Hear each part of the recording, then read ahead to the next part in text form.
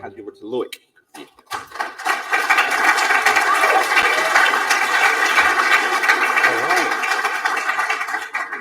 All right, thank you. Thank you so much for coming to our talk about Returnal, the sound of Returnal. So I am Loic Coutier, I'm the audio lead of Returnal, and I am with Louis, Pete, and Ash, who will be talking about their own areas. So before we go into the content, and we have quite a lot to cover, I just want to introduce the team. So who are we? We are part of PlayStation Studios. So PlayStation Studios is this galaxy of studios and franchises that are owned by PlayStation. So within PlayStation Studios, we are sort of a central agency that provides support for studios in whatever capacity they need. And we offer support in music, dialogue, sound design, audio programming, UI, UX, motion graphics, as well as graphic design. So within Creative Arts, we are obviously the sound team. And within that sound team, we are the European team because we have also a team in America and a team in Japan.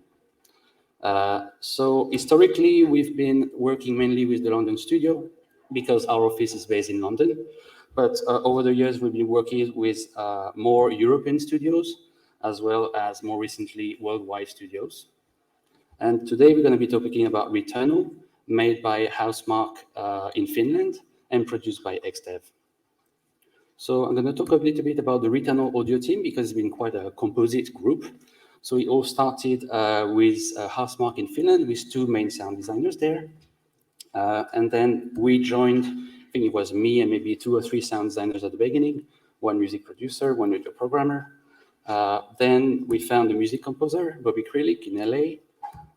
Then there was Climax Studios, who was making half the levels because Returnal was a very ambitious project for Housemarque. It was quite a small studio when they started, about like 15 people. And they ended up with 120 or something like that. So we had support from our counterparts in the US in Creative Arts. So they mainly did in-game cinematics, dialogue, as well as additional sound design and implementation. We had support from Sweet Justice, as well as John Tennant, who was in Canada. And I think after this project, Returnal, he joined Sweet Justice. We also had support from Pit Stop for the Ascension DLC. And dialogue-wise, we had Side in London to support us, as well as our own PlayStation Studios localization teams and all the vendors in all the countries. Right, so this is the team. It's actually not everybody, it's just we managed to meet once during the COVID. Returnal was pretty much made all for us the whole time during COVID. It was the almost only time we could meet, so it's not everyone. And here, the only time we've seen the Housemarque people in real life coming to London. So it was Toivo and Jeremy, the main sound designers, and Tapio, a coder there that is also helping us out with the audio programming. All right, for people who don't know Returnal, so Returnal is a new IP by Housemarque with the main character, Celine. It is a third-person roguelike shooter. So Celine is an astronaut that crashes on an alien planet. This planet is inhabited with a lot of creatures and monsters that attack her with a ton of projectiles. And these projectile patterns are Housemarque's trademark gameplay. So on the top of the challenge of creating a new IP with a new creative direction and new sound aesthetic, we also needed Returnal to be a showcase of the new generation of gaming for PlayStation. And so for us in the sound team, that meant showcasing 3D audio and haptics. And we're going to be talking about this today, starting with Louis on ambience and environments, then Pete on weapons, Ash in creatures, and myself to finish with haptics. And we will have questions. It's possible we may not have enough time for questions because we have a lot of content, but if that happens, we can talk after. You can come to us. We'll be around the whole evening. Right, so over to you, Luis, for ambience and environments.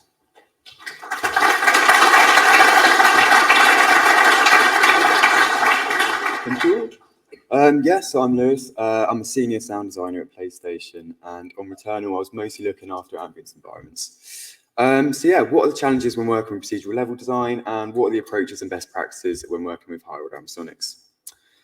So first up, I want to start with a quick sort of jargon buster on 3D audio. Obviously, it's a really deep topic, so I'm not going to go into too much technical detail. It's very much, I just want to make sure everyone in the room has like a basic understanding if you've never heard of 3D audio before. So first up, we have ambisonics, and essentially ambisonics is a way of creating a sphere of sound around a listener. And instead of sort of panning to specific sort of channels or speakers, you're more encoding a sound to sound as though it's coming from a specific direction. And ambisonics uses what we call orders. And the higher the order count, the higher the channels in the ambisonics file, and also the more sort of precise you can get when you're sort of encoding your sound in the sphere. So we're sort of looking at a first order ambisonics file as an example, which is the lowest order you can get. We look at the sphere on the right, and in hindsight, I probably shouldn't have chosen the 2D diagram to demonstrate something 3D, but we'll see how we go. So yeah, we're looking at a third order ambisonic file. Your first channel is essentially like your omni channels. Anything encoded here is going to sound as though it's coming from the listener's head. And then channel 1 is the left and right hemispheres. Channel 2 is your top and bottom, and then channel 3 is your front and back. So moving on to objects. So objects is essentially a method of processing mono source assets to sound as though they're coming from a particular point in space. So if we sort of look at this diagram here, if you imagine each of these sort of hard to see red circles are something that we call a head-related impulse response. And this is essentially just a normal impulse response, except from it's taken from a specific point in space from, you know, like a dummy head or a real head. That kind of thing. And essentially what we do, we take our mono source asset and we sort of convolve it with the closest head-related impulse response that is in that space. And then we can interpolate between these impulse responses to sort of update its positioning.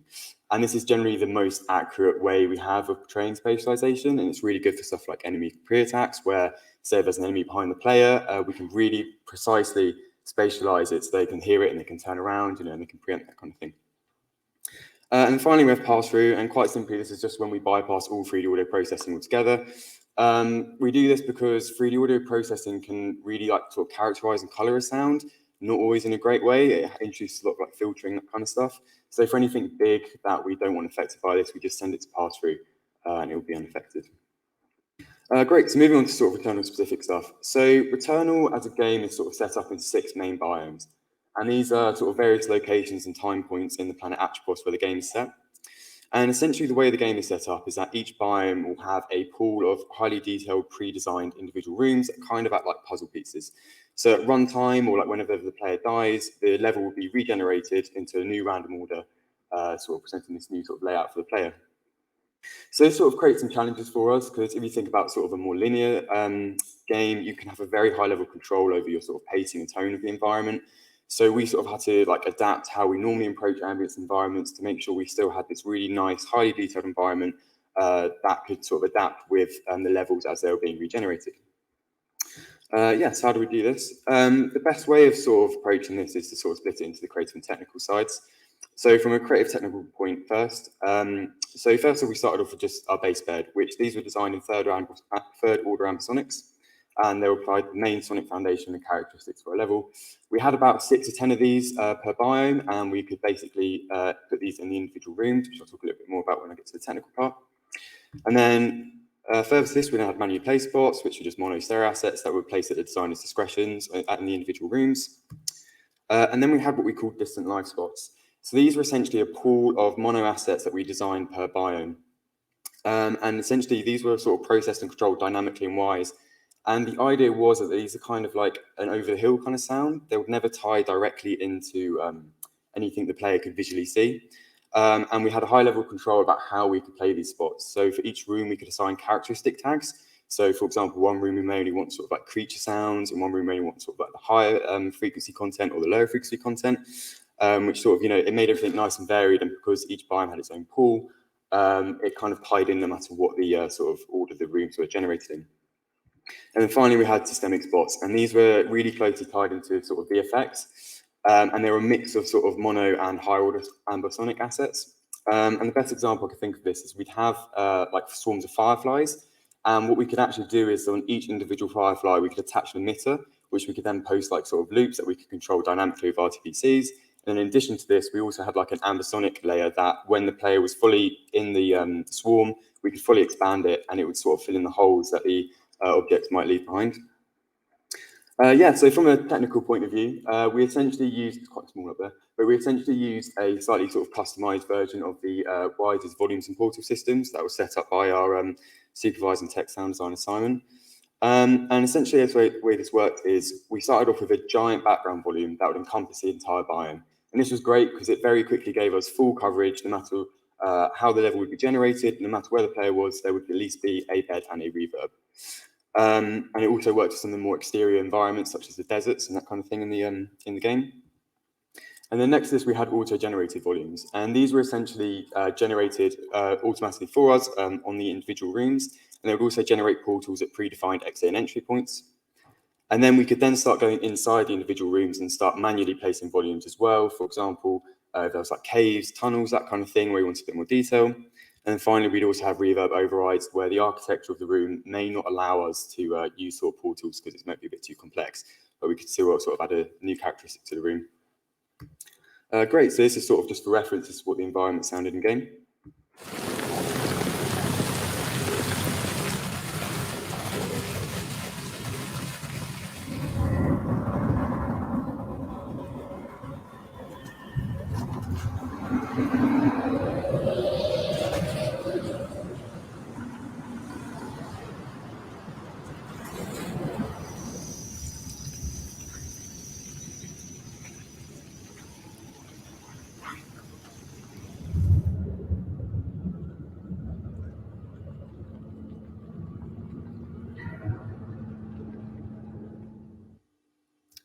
Rain probably wasn't the best thing to play through these speakers. Right, so sort of moving on to actually like designing and higher order ambisonics now, and everything I'm going to talk about now is specifically sort of looking at beds. So when you're working higher order ambisonics, you do need some specific tech. So first of all, you do need a DAW that's capable of supporting high enough channel count for the order of ambisonics you're working in. We use Reaper because it supports up to 7th order ambisonics, which is 64 channel. And for reference, the PS5 only supports up to 5th order ambisonics, so it's more than enough than we need. And secondly, you then also need an ambisonics encoder, and and sometimes these are also called panners, but essentially this is what you use to sort of place your sounds and assets in this sort of sphere of sound that I mentioned earlier. And then finally, you do need also a binaural decoder, so you're able to listen to your ambisonics content back through headphones, unless you are lucky enough to have an ambisonics rig. And then we also use, wait, no, sorry, I just said that. So yeah, so when I'm approaching designing beds, I tend to follow the same sort of rough templates. I found that it gives me generally pretty good and consistent results. So first off, I'll start off with a render track, and this will be set to the same sort of channel count that I'm working in. For example, third order is 16 channels, so this will be set to 16 channels, and it provides a place where you can route everything to and render it out as one sonic asset. And then below this, I'll then start using mid-side tracks. So essentially, I'll use 3 mid-side tracks, and these are sort of, act as like the left and right, top and bottom, and front and back hemispheres, a bit like the diagram that I showed earlier. And this gives you sort of a really nice solid foundation to work off of, where the sides essentially go to the hemispheres and the mids go to the center channel. And then I'll start building up detail. So I'll put quad or surround tracks in the upper and lower hemispheres. And then finally, when I start building in more detail, I'll start adding in positional mono and stereo tracks. And this is where you can start really adding in sort of the more finite stuff like birds, like specifically coming from locations, that kind of thing. So yeah, I also want to mention a few creative pitfalls that I found that's probably worth bearing in mind if you're sort of looking at sort of designing sonic beds yourself. So the first one is that the lack of natural evolution in beds is really emphasized in higher order ambisonics. So if you have any sort of constant or repetitive layers, these can much easily be picked out by the listener. For example, if you have like a constant wind loop in a certain area, if your bed is well blocked and the player starts moving their head or the camera starts moving, this can really easily be picked out. So you do need to be careful about the layers and making sure they're interweaving with each other and nothing's playing too constantly. You also really need to be aware about filling up the 3D space. So lack of sound in an ambisonic sphere stands out almost as much as really sort of loud content. So when you're designing, it's important to either use like a rotator plugin, so you can sort of simulate moving a head around in the sphere, so you can pick out these spots, or you can use an energy visualizer, like I'm showing here. So for example, here, I've got sort of 2 kind of holes in the upper hemisphere, and I might want to plug those. And also, that when you're designing animatronics, one of the first things you'll probably want to do is you want to start automating movement and taking advantage of all the space you have. However, you do need to be really careful about this, as it can quickly become distracting rather than actually something that sounds great. So it can work and it's great, but for example, if you're sort of panning something that's moving around like quite a lot and your bed is world locked and the player starts moving the head, all that movement is going to be emphasized. So it probably wouldn't sound too great. And then finally, low frequencies have a very high bleed over effect. So anything sort of around 250 hertz below will start losing positionality when you're moving it around the sphere. So sometimes this can work in your favor. For example, in some of the underwater beds I was doing in Returnal, I had them encoded to the lower hemisphere, and that actually bled through to the upper hemisphere and gave me a nice sort of feeling of depth. So in that case, it worked quite well. Yeah, so that's pretty much all I have time for. So I'm now going to pass over to Pete, who's going to talk to you about some weapon stuff.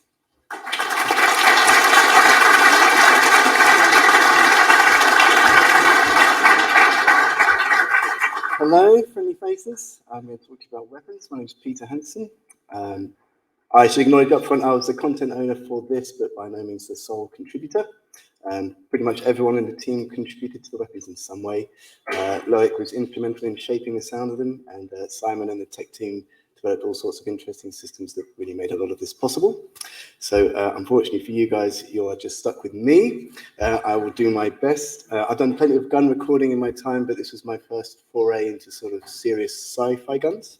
So what I'm going to do is just quickly take you through these three things, break you down my approach to them. So the firing, the tails, and then the foley.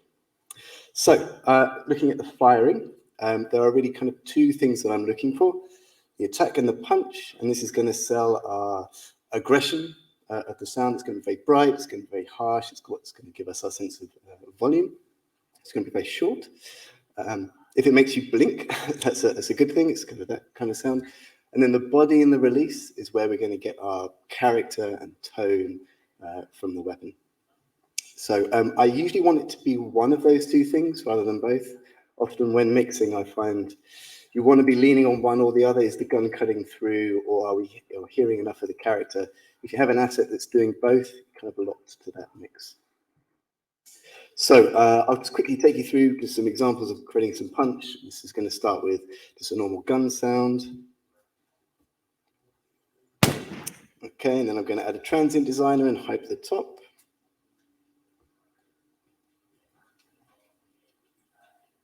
A bit more crack, and then everyone's favorite plugin, disperser coming up.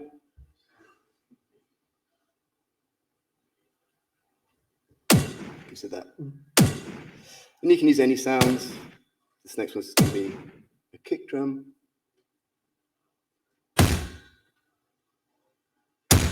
Again, a bit more crack. And then we disperse. Cool, punch. Okay, right. The body and release is actually where I spent most of my time. This is where, like I said, the kind of fun, creative character stuff of it is. A reference that kept coming up for Returnal was dubstep, kind of cool sci-fi synthy kind of stuff. So I spent a lot of time with Serum, just playing around with sounds. I try and afford myself enough time just to play and to find. I don't want anything too musical, too tonal. It's going to become very earwormy. So quite noisy, but has that kind of wow, wow kind of feel to it. So I had a base of that, and then I took those sounds and I morphed them into more real-world metal groans, whooshes, that kind of thing. So the idea was to create these kind of abstract synthy type layers, and then you can blend those into these much more tangible, kind of believable sounds that kind of seep the sound in the world. So this is just an example of this, me collecting the synths and then blending them together.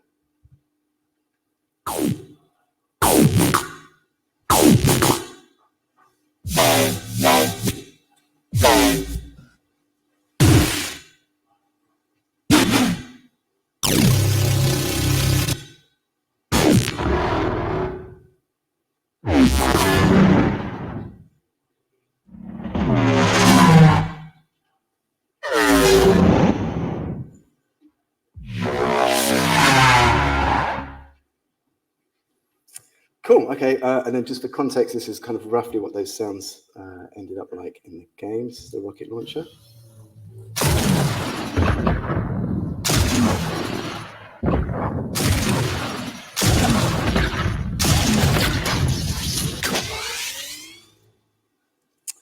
All right, okay, so we've got our firing sound. What we're going to do is we're going to present this into wires now, and as Lewis has said, it's a very 3D audio game, is Returnal, but for the weapons, we played them all pass-through. So left goes to left, right goes to right.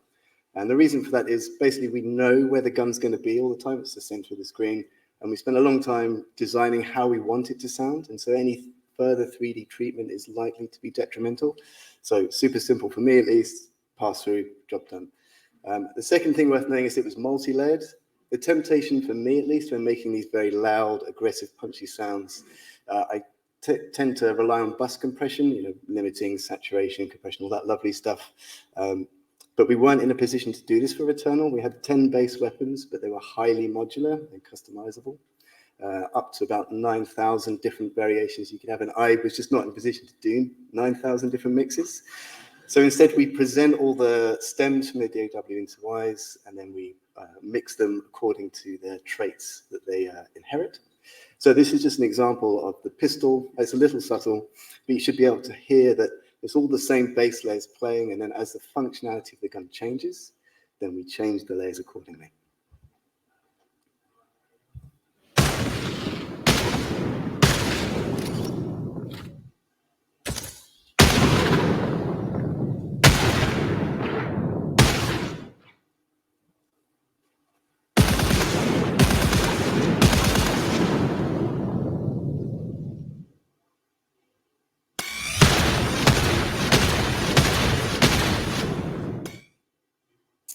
All right, okay, so firing's done, we've got our firing, let's put it in the world, let's make some tails happen. So I've stolen this slide from Simon, thank you very much, Simon. They came up with this great system of using 3D tails, and what happens is every time the player fires a gun, rays are cast out from that position, and collision points are detected in the world, and emitters are placed there and report back their distance from the collision point to the player. This is a bird's eye view. The player is blue and the stars are the emitters that are placed in the world. This is a debug of how that actually looks in the game. And this was really exciting for me to get hold of because you can swap up the asset based on the distance. So if I was to fire a gun here, it'd be very sharp, quick slapback versus the much more diffuse, echoey type of stuff. And because they're placed in the world, you can sort of fire and turn, and the whole 3D environment moves with it. It was lots of fun to do. So this is just a demo, just the tails and not the gun. And you should be able to hear it changing as you move through. Maybe pay attention to as you move through the ravine, you should hopefully hear the reflections as you go.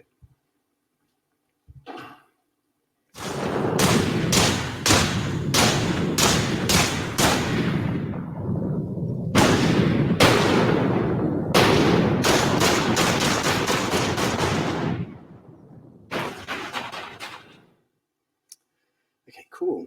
So we're basically trying to model the physics of sound at this point. Something that became apparent was we weren't getting much definition between interior and exterior. Obviously, sound in the real world doesn't know, it just carries on reflecting. That's what gives us our interior feel. But we're only casting one ray.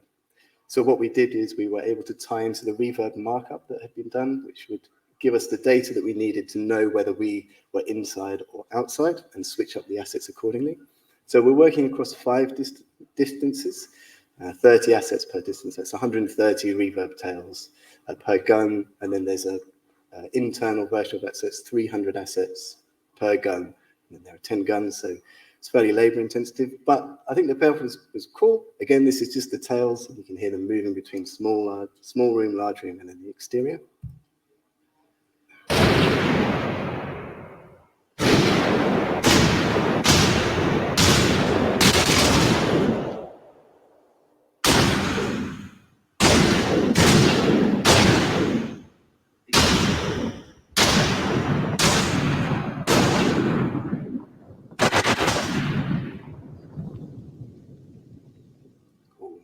Done. All right, okay, so we've got our firing, put it in the world. I'll just quickly touch on some of the Foley. So obviously it's very important that all of our guns sound different, but there are also classes of weapon that were important to the story. So we want to try and differentiate these groups of weapon throughout the game. So this is just a quick montage of the Foley that we use to make that difference a little bit more apparent. First one is just a pistol doing its normal kind of sci-fi mechy stuff you'd imagine. And then we get the alien kind of mech that's even more stylized. The Star Wars lightsaber was a reference, so it's kind of got this kind of thing going on. And then we have this alien tech stuff, so I made that very, very creaturey. So to close out, this is just a little montage of the Foley.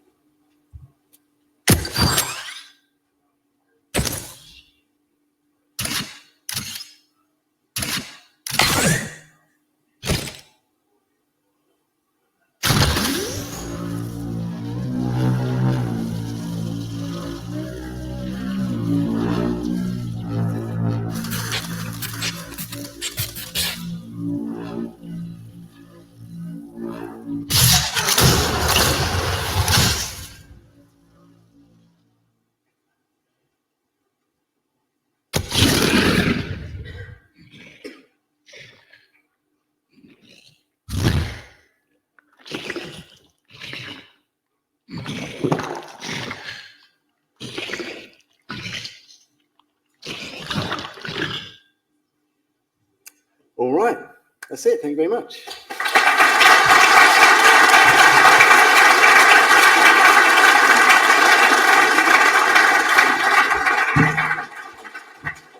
Nice one, Pete. Hey everyone, I'm Ash, supervising sound designer at PlayStation. I've been with them for about 3 years now, and yeah, I've never done creatures before Returnal. When I joined the project, Loic went, "What area do you want to own?" I said, "Creatures." He went, "You done it before?" I went, "No." He went, "Oh, okay, good luck." But no, it was definitely scary. We didn't have a lot of time to do as much as we wanted, but whilst working on the creatures, I've just found 4 things that just stood out to making my life much easier overall. And I'm just going to go through them all with you very quickly. So the first one, I think a few people have heard it now, is bookending. So this came to me pretty earlier on. You're making your sound, say it's for a trailer or just for a long creature call in the world. So you've got your little books on your little shelf there, but something's up. It's feeling flat. It feels two-dimensional. It lacks projection or articulation. And also, like, a lot of the time you don't have that physical grounding, like the physical element of the sound. So that is simply fixed by just doing bookends. So the bookends, it gives a defined attack and decay to the vocal. So you can either use shared assets from the main body of the sound. You can have something completely opposite. Like, there's no real right or wrong. There's a lot of different combinations of things you can come up with. And it gives a sense of projection as well. And it reinforces you can reinforce the creature's awareness state. So say if it's an idle sound, you can just have soft hisses or gurgles. And if it's like a spot player, when the creature notices the player, then that's when the projection comes in. It becomes aggressive, much louder. And in the next video, we've got a video showing just a really basic example of bookending. You're going to hear the main sound, then the bookends together. And then we've also put in an example from a creature from Returnal as well.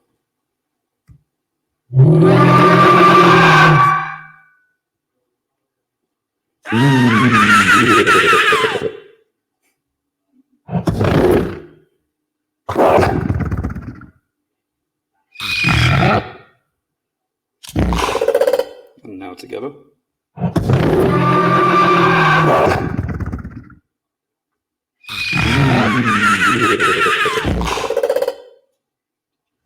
And now a creature from Returnal.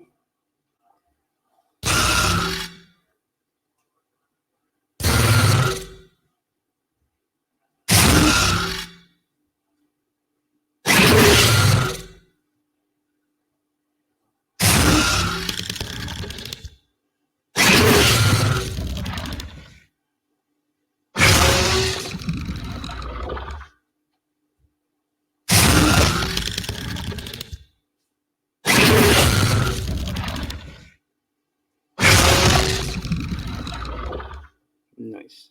All right, method 2, motorway method. So you're making a new sound for a trailer again, and you're going through your sample libraries. I kind of wish I had access to those frogs. Those frogs were wild from the last talk. And you're grabbing them, you're listening to your source material, you hear some cool things. Oh, I like this little moment here, I like this tone here. And you chuck everything together. First problem you instantly have is you either have what sounds like three creatures singing at the same time, or you're just masking for those little moments that you found. Very, very easy way to fix this. Just nudge everything around. Doesn't have to stick to that pattern. You can have like 2 or 3 layers. There's no right or wrong with this.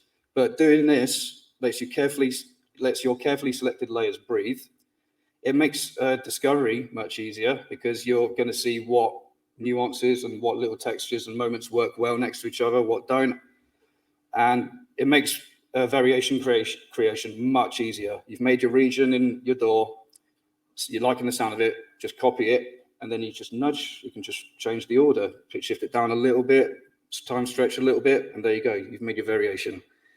And asset length control as well. This just saved me so much, especially when you had a trailer come in, you did the sound for it, and then you get the trailer come back, and they've made like the creature bit, like they need the roar to be half a second longer. You can just move it along. And here's an example of it as well.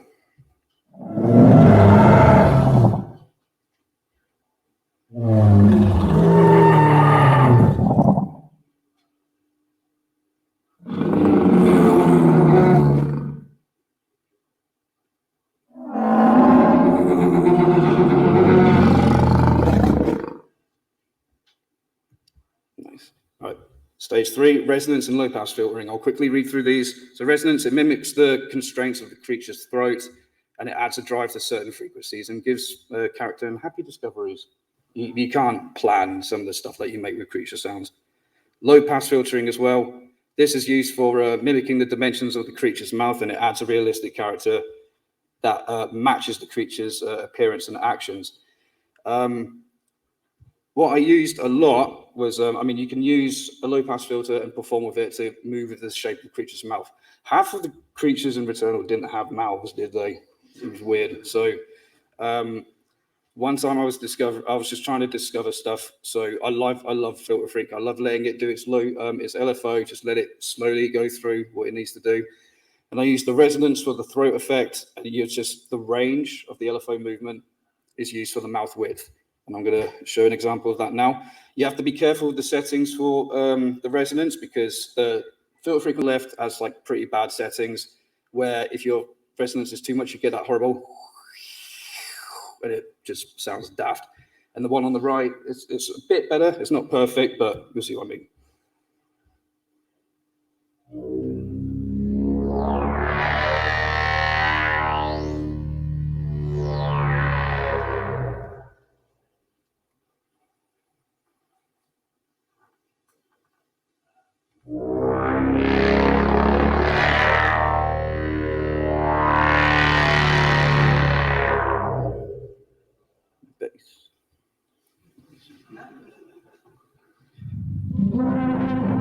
And this is for one of the creatures in Returnal.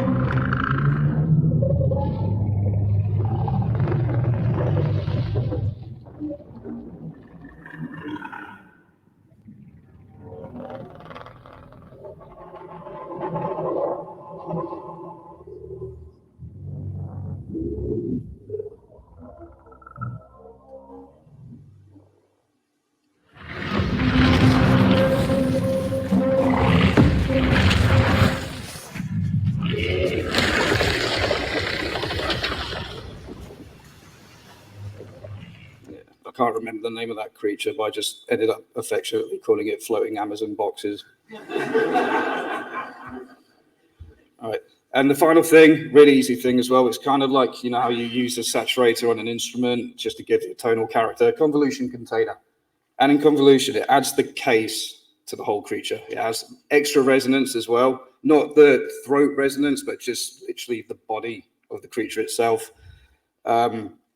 Almost like a compressor, it definitely glues all your sounds together. And if the creature is massive, you can have like room, reverb, volumes. They will add to the character as well, like the in-game processing. So what do I use for that? I have a weird thing where I get plugins, really nice, expensive plugins, and I only ever use 5% of them. And in this, I use the cover module. And the cover module is great. You can just use cardboard boxes, metal, wood. You can even automate the pitch, so you can get some weird vowel movements as well. Only thing I'd be careful of is don't have your mix too high with this one, because then you'll lose all your fidelity and bite in the sound. And I'm going to play an example of just a sound playing over and over and having different materials selected. And then after that, you'll hear it applied to one of the robotic creatures in Returnal.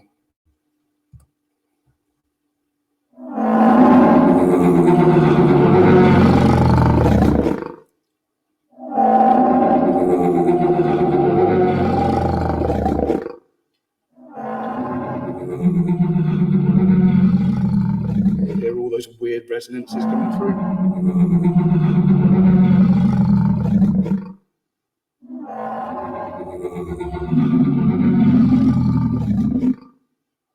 Now is it on? Here it is on the robot voice bypassed, and then.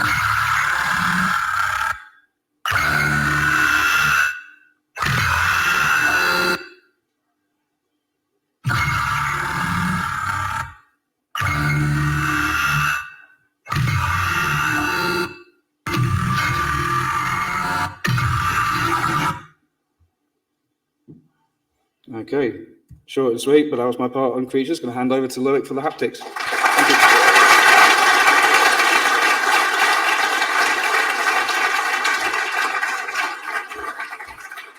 All right, thanks, Ash. Yeah, so we thought it would be interesting to talk about haptics because it's kind of a new area of work for us people doing sound design.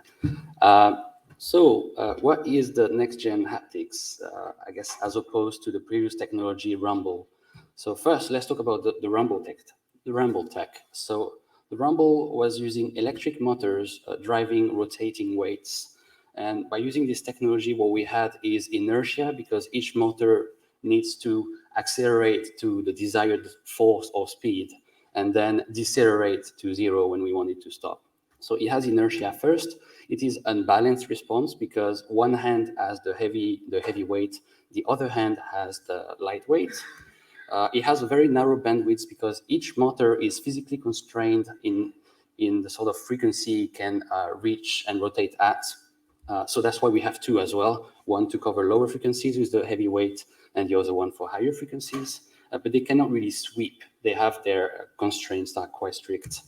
And then low definition dynamic range, while the absolute dynamic range is quite high because you have from nothing to full blast, this is quite a big dynamic range. It's very hard to access precisely all the values in between, especially combined with the inertia problem that creates some sort of fades. Whatever you want to access will have a delay in going up or going down. So all in all, what we have is strong vibrations, but a real lack of nuance and definition. So next-gen haptics is using audio signal played back through transducers, and we can really consider these to be like speakers. So they have voice coils, magnets, bobbins. They work the same way. So what we have is instant response of the signal. We have a balanced delivery as well because we have one in each hand. We have stereo delivery, so the haptics is like dual mono. You have left channel for the left hand, right channel for the right hand. And we have a larger bandwidth. Because it is like a speaker, it can actually sweep through a wider spectrum. And I will show curves about this.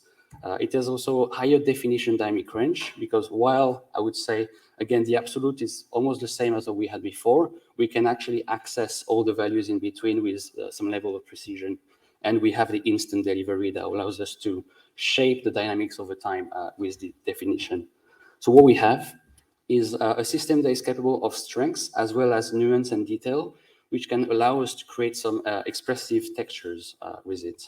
So little graph to show the difference between systems. So this is the Rumble technology, which each motor having its physical constraint. You can see each of them going at different energies and different frequency ranges. And if I show you the dual sense, it's much more looking like a frequency response of a speaker where it can actually sweep through. And there's this little thing here that we can see, this resonant frequency at 60 hertz. So the hardware is used to resonate around that frequency, so we get more energy out of the impulse, even if this is the same energy in the signal. So we're using the hardware resonant frequency. So what that means in terms of player reception, perception, all these hardware features. So we have the stereo delivery that allows us to create a sense of width and positioning. So width, you can create the sense of a larger object in your hands because it's delayed between the two hands. Positioning is more if you have an object on your right, you will feel it panned on the right hand of the speaker, and you can turn around and feel that delivery. The bandwidth up to 500 hertz. That's from the weight of the low frequencies to the detail of the higher frequencies, which we didn't have in the past. Resonant frequency at 60 hertz, that I showed at the curve before. This is where you can get your strongest energy. So there is no need to try to be super loud at 300 hertz because you could be perceived like 4 times louder at 60, at least on the DS5. Fast and dynamic. So because we have this instant response and high dynamic range, we can create pulses and ramps, something that was not possible in the past. Combining all these features together allows us to create some expressive textures and even physical feelings, such as feeling numb. Right, let me go into the cool part, which is creating the haptics content. So we have 3 ways, and we combine these 3 ways. First one is to design assets in the DAW. So I would say that's the best way because you're going to design an asset exactly as you want it, a bit like cinematic sound design. You watch a video of the game and you design over it. It's great, but it takes a lot of time because every single asset will have to go through a full cinematic design for the haptics. I will go through each of them after. Second, live synthesizers in Wise or whatever engine you're using. So this is really cool for interactive functions because you can connect parameters of your synth with RTPCs from the game or any dynamic parameter from the game. So it's really good for interactive potential, thing that you don't have with the first solution. And the last one is using the existing audible content and sending it back through the haptics output because it kind of works quite often. It's just not as tailored for it. And I will go through that after. So also in terms of production point of view, you can have this backup of everything we made sound for. You can send it back to haptics and you have some haptics content there. And for the things that really need to be better or really good in haptics, you go for the first and second solutions. You have this backup for the others, maybe 70% of the game that you may not have time to do bespoke. Right, so design that set in the DAW. So it's very much a normal DAW session, except the controller is used as the audio interface. So with the DS5, we have channel 1 and 2 being for the headphones outputs that you listen to, and 3 and 4 is the haptics, left and right. And I'm going to give a few tips on designing content for that. So first, it doesn't matter what it sounds like. You just need to feel on the controller, and you don't need to listen. It also means like some things that you may not do because it would sound bad. You don't have to worry about this. If it feels right, then it's fine. So in terms of source, we found that very tight content works really well. For example, drum sample or simple signals with modulations. So that's why we use synths in the DAW to create these things. Basically, we need to have quite clean and dynamic signal, and in general, much less releases and tails compared to the audible content. The audible content needs tails and releases to feel natural, but with haptics, what you have is just very muddy background tails. It just feels like noise rather than natural. Silence is key. So we found that almost 50% of the time we don't play anything through the controller because otherwise you have a real fatigue for the hands of the player. This is constantly triggering energy on the hands will very quickly after 10 minutes drain the player. So silence is very important. It also augments your feel of precision and dynamic range because when you have something happening after some time of nothing happening, then it feels more clean and purposeful. Clipping works really well. So that's when we want things to feel quite strong. And we found that clipping works really well because as opposed to compression or limiter, it doesn't affect the envelope so much. So we can push things very, very loud using a hard clipper, and it's pretty handy. Again, we don't really mind how it sounds like. So even if you wouldn't clip as hard for the audio content in haptics is usually not really a problem. The added harmonics make it even stronger, actually. And we cut beyond 500 Hertz. So if you design the assets, you want to do that in the DLW, but if we use the sense, we would do that in Wise.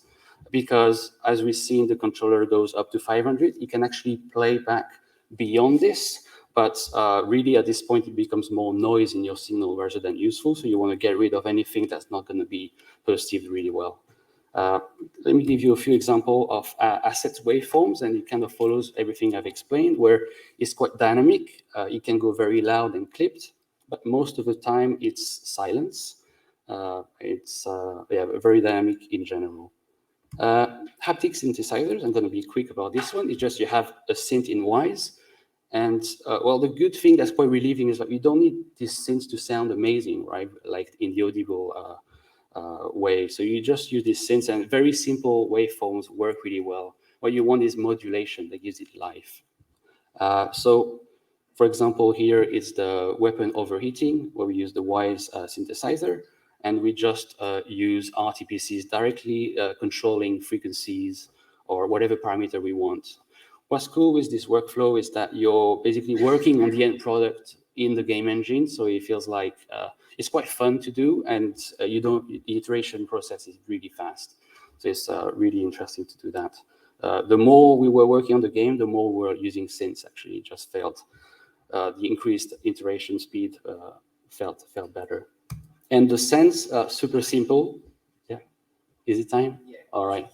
Cool. I have like a couple of minutes more, but I'm gonna make it super short. So sense, you just send your audio signal back into the audio haptics output. Just go last slide. Sorry. So haptics Wise Mixer, you just need to have a dedicated output device with a bus and aux structure. The bus structure is for bespoke assets and synth, and the aux structure is for the audio asset that you send back to the haptics. Then you have your EQs to remove the upper frequencies that you don't want. And we also use gates and expanders to further clean the signal. Everything that's too quiet to be useful, we just get rid of it. And everything that's actually these release and tails from the audio content that are present, we kill them using gates and expanders. It can be quite tricky to do, but we do that. And I can skip the last slide, so we're good. All right, thank you.